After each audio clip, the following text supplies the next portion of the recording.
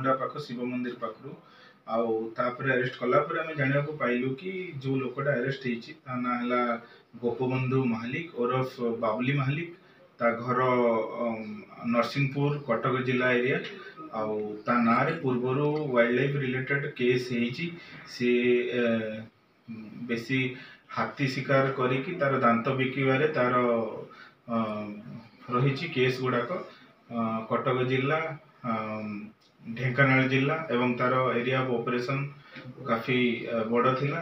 बौद्ध जिले रे से तळे गोटे हाथी मारिछि एवं परवर्ती टाइम रे असिस्टेंट सेशन जज ताको कन्विक्ट मध्य करचंती से हाथी शिकार केस रे। तेणु वर्तमान एमरामपुर से लोकटी अरेस्ट है 3 तारिख आज आम कोर्ट फॉरवर्ड करूँ।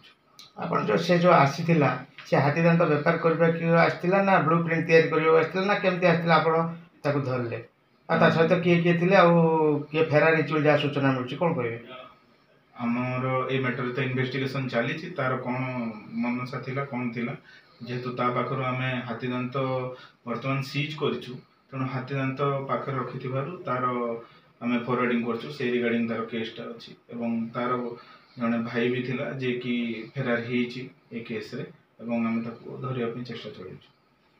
आ को गोटे तार का सहित लिंक अछि कोन आपण सुराग पाइले ना एटा सब मैटर अंडर इन्वेस्टिगेशन अछि एबे इन्वेस्टिगेशन सल्ला पर ही कह जाय करी। ये हाथी मारुथिला ना खाली हाथी दांत व्यापार करथिला सेटा भी अन्य डिवीजन रे जेतु केस ता विषय रे मु डिटेल्स रे कहि परिबि नै बट से केस मान को इन्वॉल्वमेंट अछि एतिक मु जानि छी हमर इन्वेस्टिगेशन रो एबे प्रिलिमिनरी इन्वेस्टिगेशन सेति जाना पड़छि।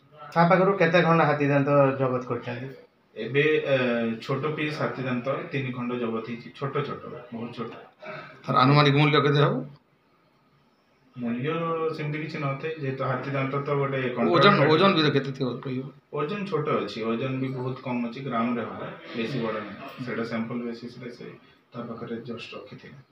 आउरी आपण का धरबे बोली तामने इन्वेस्टिगेशन चलै छन का धरबे निश्चित भाव रे हम यार पूर्ण आम सह प्रतिदिन जोड़ी होई रहिबा पई आम चैनल को लाइक शेयर सब्सक्राइब एवं फॉलो करंतु। ड्रीम्स राइडर सबु समय रे आपन को सेवा रे।